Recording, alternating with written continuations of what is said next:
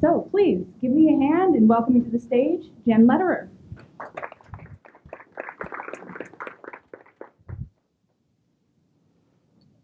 Hi, I am Jenn Lederer, and you are a unicorn. Now, what just went through your mind when you heard me say that? When you heard, I am a unicorn, were you closer to the side of, yes, I am a unicorn, thank you for finally recognizing me? Or were you to the side of, like, at best, at best, you're skeptical?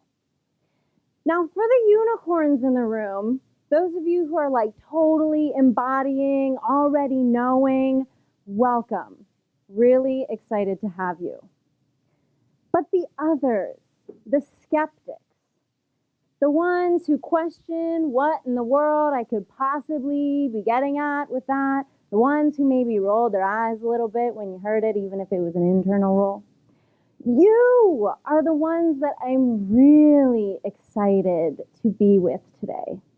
Because I have learned that one of the fastest ways to grow is by learning to ask the right questions, by having a critical mind, and by embracing that skeptic that kind of likes to talk a lot of game in the back of your mind. So don't shy away from the questions that might come up today, because everything I'm here to share with you was actually born out of my own skepticism, my own questions and doubts about what is being taught in regards to leadership. There's all of these buzzwords around leadership, right? Be authentic, just own your power. Be vulnerable, lean in, right? Just own your shadows. And here's the thing. I agree with all of it, okay? I think it's great. Authenticity rocks. But the way I see it being talked about can a lot of times lead to misunderstanding, pressure to be a certain way, which when you're thinking about being authentic just seems ridiculous. And it can lead to pain. So here's an example of a scenario, a conversation that I have seen play out multiple times. So someone says, hey, I'm really ready to step into my power and own my greatness and be a leader. Where do I start? So all you have to do is be authentic. Like really just like be yourself. Okay, got that, really appreciating that. Thank you so much. But a quick follow-up question, what do you mean? So like you just need to be yourself, own your vulnerabilities, put your shadows into the world, really show people that you have overcome all of your battles and you are stronger. Again, really appreciating that advice. One last follow-up question though. If let's say I'm not 100% confident with what I have to say, or I'm actually not even sure I'm worthy of being a leader, and then I don't even know what to say, like, what then? So it sounds like you just need to believe in yourself a little more. Like, have you tried positive affirmations? Because I feel like once I really started to believe in myself, it was all good from there. Thank you again so much for that amazing advice. And then you're left with, okay, I get it. I get it. The key to my success lies within. I get it. But there's all this talk about what you have to do. Be authentic. Be vulnerable. But there's not a lot of talk about how you are supposed to get there and what it is really supposed to look like for you. So much pressure on that vulnerability piece, right? And I see this trip people up a lot They will say things like, Jen, okay, so I have a story, but I'm not really sure I'm ready to share it with the world. And is that honestly the only way I can make a difference? I have to expose my deepest, darkest secrets to the world to make a difference? And then there's people who say, Jen, I don't have a thing. Like, I've lived a kind of blessed life. I don't have this big, terrible thing that happened to me. So does that mean that I'm not as effective as a leader as someone who has been through hell to get here? And then there's this really weird message about trying to be grateful for the things that have happened, right? Trying to love the difficult challenges in your life. Now, it may sound like I'm mocking some of that advice, because I am, kind of. But, again, all of that has a place. You guys all have a positive affirmation laying in front of you right now. You are limitless. I believe in the power of a lot of this, but only when it's used correctly, not from this place of pressuring yourself to stretch outside of your comfort zone farther than you're ready for, or risk the safety of yourself in honor of leadership. So, what if it's not about the thing, the story? What if it's not about what you're putting out into the world? And it's more about how you are showing up in the world. Being, not doing. So to help me kind of explain this journey of coming to conscious leadership and how you can get there, I brought some friends. I brought some friends along with me. And these friends include a unicorn. If you didn't see it coming, this unicorn represents you and me, but you as well. So we have a unicorn. We also have a troll doll. A little throwback for some of you, I know. This guy represents your fear, your self-sabotage, your ego, all of the noise that gets in the way right before you go and try and do something great. That's this guy, okay? And our stomping grounds for this journey are built out of rose quartz. Okay, so the first rose quartz is intuition. The second rose quartz, I feel like Vanna White at the moment. Excuse me, let me step to the other side. The second rose quartz is safety. The third, authenticity. And the fourth, impact. Now, if it's not about the thing, if it's not about your story, if it's not about clinging to a specific identity of something that happened or something you experienced or something you feel that you are, if it's not about that, then what are we looking for? And what we're here to look for and explore today is the lesson. The lesson you learned because of the thing that happened. And if you're someone in here who has lived a really blessed life and you're like, I feel like I don't have a thing, trust me, you've picked up some lessons along the way living in this world. The lessons that turn into patterns, that turn into beliefs, that turn into a false truth that you pick up and embody and carry with you every day. Your story is not with us today. It's in the past. But your patterns, your beliefs, the things you feel are true about yourself, those are with us right now. That's where I want to be. Big believer of the power of present moment, so that's where we're going to stay. The things that are with you right now are the most powerful tools to learning about yourself. So you have to understand, we're coming in mid-scene here, okay? We're like turning on the TV mid-scene back in the day when you actually turned on the TV and didn't just pick what you wanted to watch. And the unicorn just had a thing happen, right? Something just happened. And she's having a conversation with her fear. And it sounds something like this.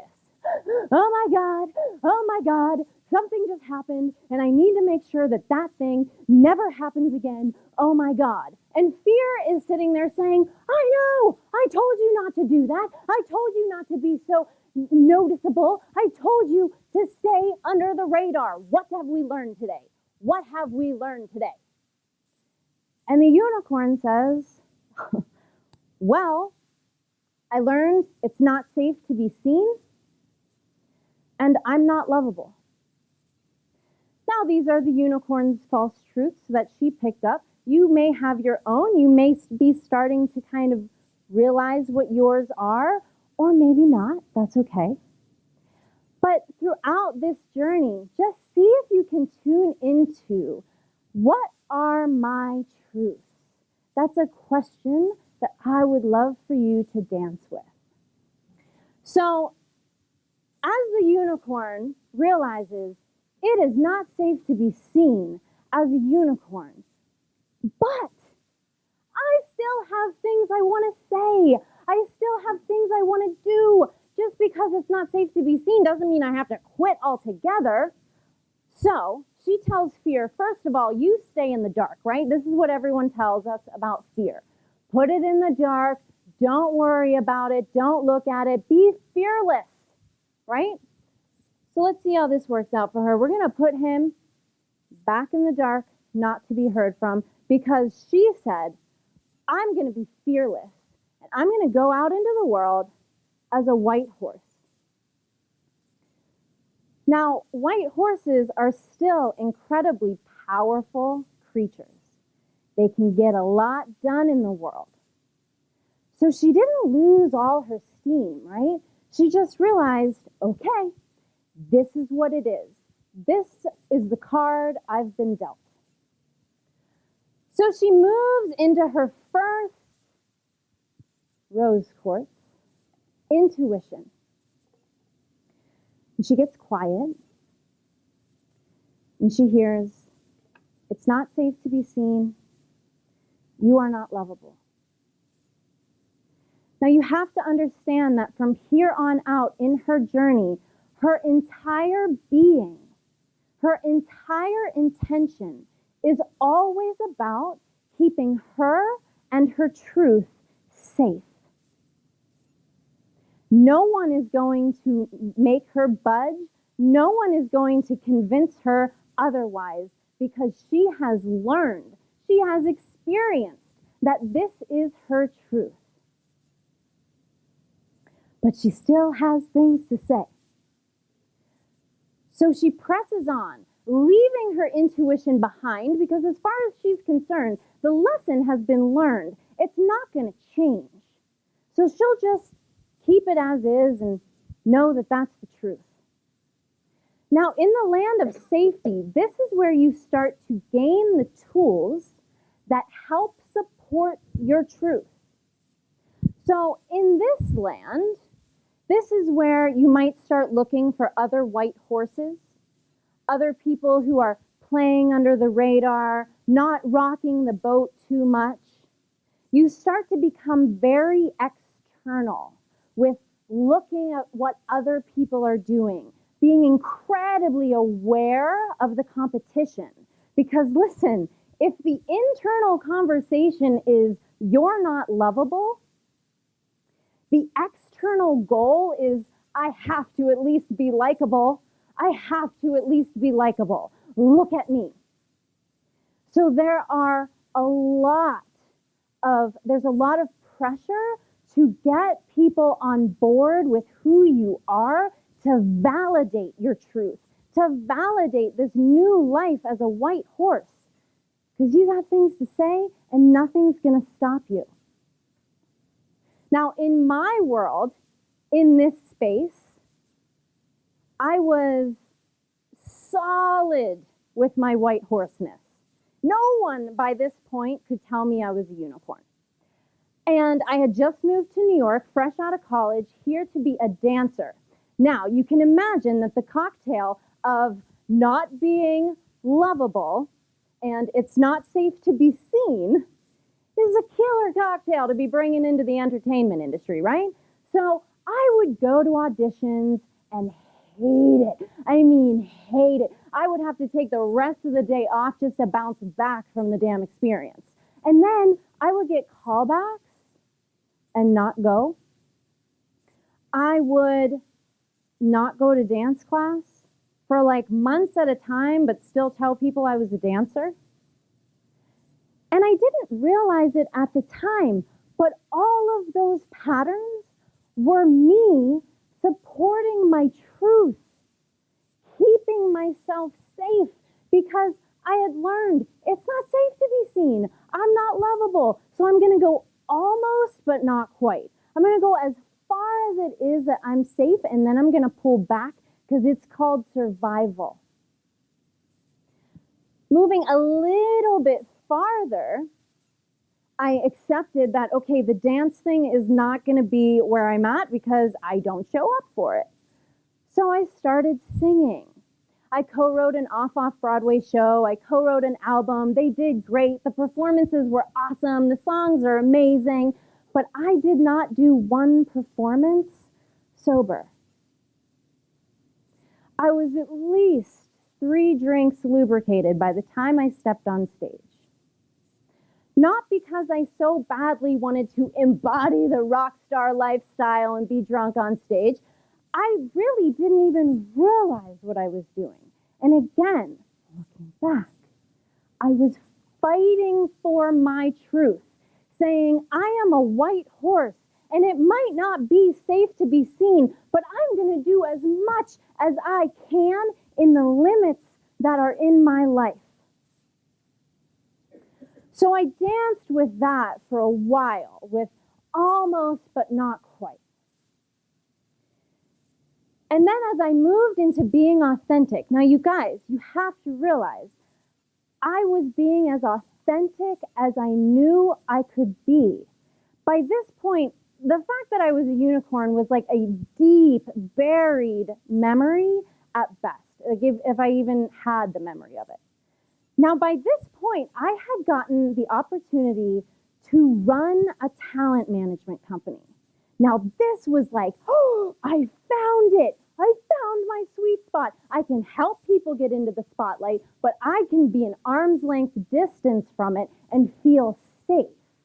And I was good at this job. There was negotiating. There was power. I was a decision maker. I was working with really high-powered producers. I was moving and grooving. Things were good. Did I mention I was good at it? So I stayed. Because why not? I finally found a nice balance where I could work with artists. I could be involved in that world, but I could also stay in the shadows, make an impact, be authentic, and stay safe. Because I was fighting for this truth. You have to understand that everybody is doing the best they can at all times. It may not seem that way, but everybody is fighting for their truth. So as I moved into impact, the company was doing great. Actors were booking really amazing things. I was getting compliments from producers who were watching me, how I ran my company, saying, you're doing a great job, Jen, keep going. And then, just as I felt like I was hitting my stride, I was winning all the races, right? I was the best white horse. Just when I got comfortable with that, the whispers started coming in. And the whisperer asked me, Jen, if it's safe for all of these actors to be seen, might it be safe for you too? Nah. Ignore that, right? Because why would I risk everything I'd built, all of my success, all of the people who were counting on me to continue on this path. Why would I risk that to follow a whisper? No, not going to happen. And that is why I so fiercely believe that you cannot just convince yourself into a new reality. You cannot just start with the positive affirmations and think that it's actually going to change what you believe to be true. You cannot go to a single mom of 2 kids who's up at 1 a.m. at her kitchen table crying because of an eviction notice. You can't go to her and say, just believe the universe is abundant. What? What? You think she doesn't want to believe that? You think she doesn't want so badly to experience this abundance that everyone is talking about? She wants to, but she's fighting for a truth. A truth that probably sounds something like, every nickel you earn, you've got to bleed for it. And you're not even worthy of much. If that is your embodied truth and someone says to you, the universe is abundant, they might as well be looking at you and saying, you're a unicorn. It doesn't resonate because of everything she has experienced in her life thus far has proven otherwise. So if it's not about convincing yourself, what is it? What is it that gets you to switch and say, oh my gosh, that might be possible for me? So in my world, the whole, maybe it's safe in the spotlight, that whisper was not working on me. Like the universe was like, okay, she's stubborn. She's not going to react to this one. We got to go at her from another angle. The universe is persistent. So it went after my other belief, that you are not lovable. And at the time, I was dating someone who revealed themselves to be a narcissist. And it got to a point where I had to stop painting the red flags white. I had to look at what was really happening here.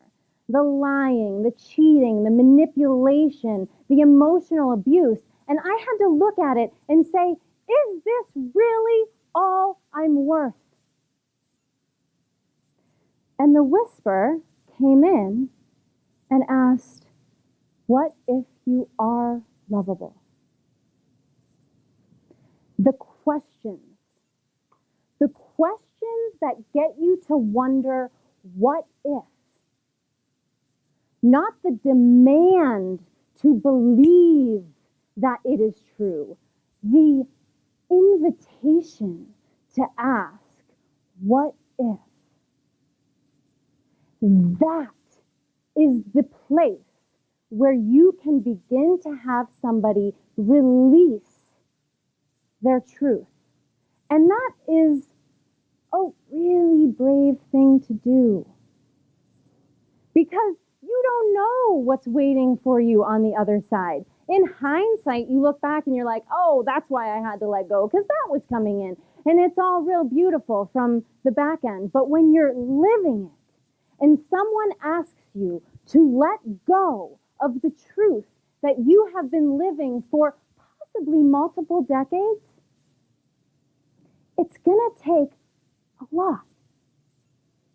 Or it's going to take one moment where all of a sudden you realize, wait a minute. The thing I thought was true might not be true. And with that, in my world, when I realized, oh, maybe I am lovable, then the maybe it's safe to be seen came with it. So I headed back to the beginning of where I came from because I had somebody to talk to. I knew that was going to happen. All right. So she went back and talked to fear because she was like, hey, remember how we said it wasn't safe for me to be seen? Well, I'm starting to doubt that, and you had all this crazy stuff to say. And fear is like, I'm so glad you came back. I've been trying to get your attention. You were out there trying to be fearless. I'm back here trying to get your attention because I'm not your enemy. And he said, by the way, do you know that you're a unicorn? And she's like, what? This whole time I'm out there, you saw me, I'm out there trying, I'm a unicorn? And the fear is like, yes, this is what I've been trying to tell you. Can I come with you now this time? Can we do it again? And she's like, yeah, hello, I'm a unicorn now? I did all that as a white horse? Imagine what I can do as a unicorn. Now, the fear says, I'm coming with you, let me get my outfit. Now, yes, I'm going to put his outfit on. I promise you it's worth the wait. It's totally worth the payoff. Because look, you guys, if you were to hire somebody, a private investigator, to tell you exactly what's going on with you, he's your guy. Really good news for everyone. We all have one, and he works pro bono. So, this is now a team.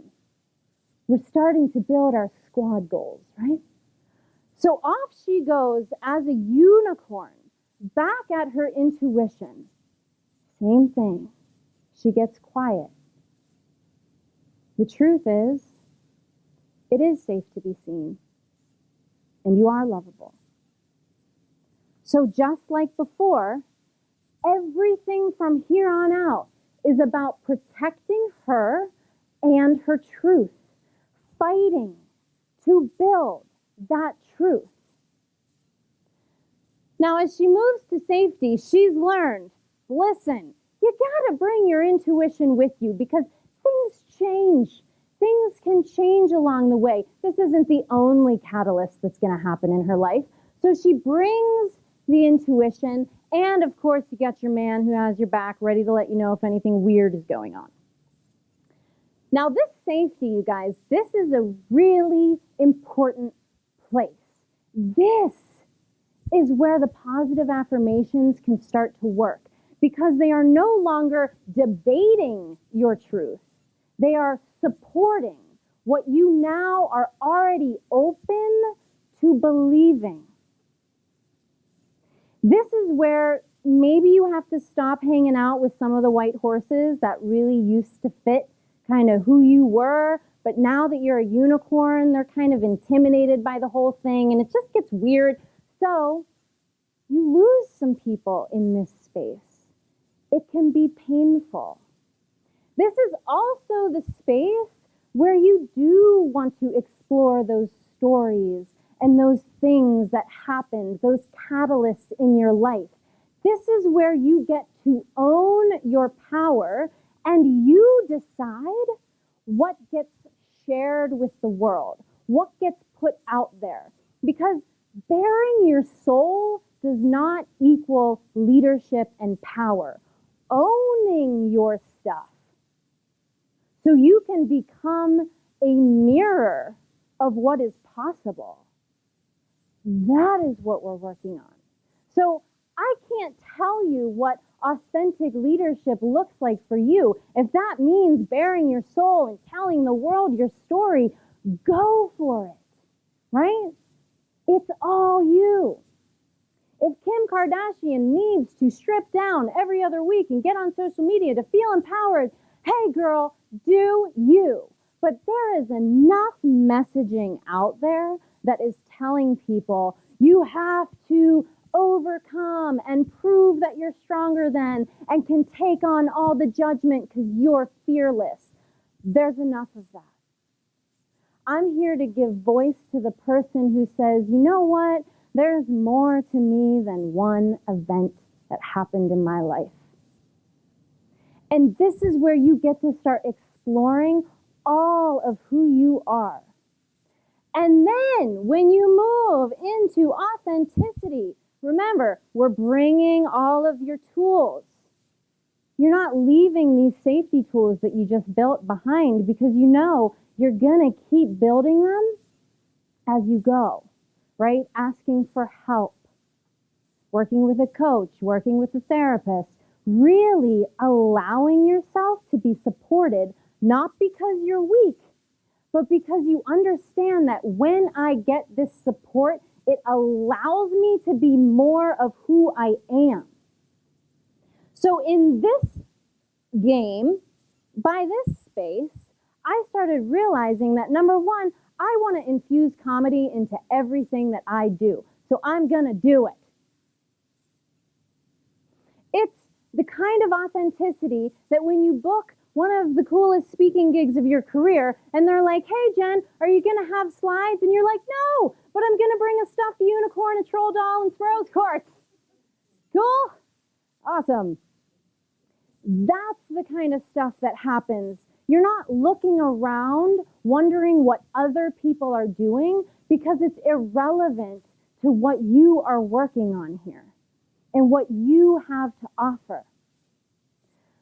So this final piece, when she moves into impact, and she has her intuition, her safety, her real authenticity, not the one that someone told her she's supposed to have in order to be authentic. This kind of self-awareness is conscious leadership. Because you start to become a living, breathing catalyst for people. You're not running around trying to save them because you know that the catalyst is just the question. The catalyst is that moment that makes someone go, maybe what I thought was true isn't true. As a leader, if you can get people to feel safe enough to release that truth that they have been clinging to for dear life out of survival, if you can get people to release that, that is leadership. The rest of their journey, right? They have to choose to go back to the beginning and talk to their fear about what the hell went down. And am I a unicorn? And when did you choose to not tell me I was a unicorn? Right? That is conscious leadership. Really owning. When people say, own your power, step into the light, right? Be seen. When I hear people say, be seen, the first thing I ask is, are you seeing yourself?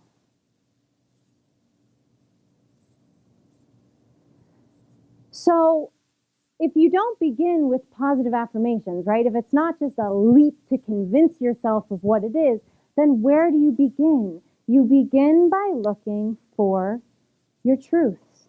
What am I fighting for right now? What do I believe so much that it's true that I will deny everything else? Someone could come in here right now and tell me I'm a unicorn, and until I feel that I am, until I feel that maybe I am, it's all useless. Getting quiet, having the courage to wonder, what if? There's so many people that say to me, Jen, I don't even think it's responsible for me to dream in that way, right? It's just not responsible. I've got a job to take care of. I got family. I got things. It's not responsible to dream, right?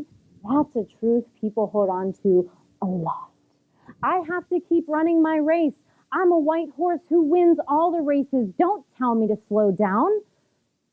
I'm surviving.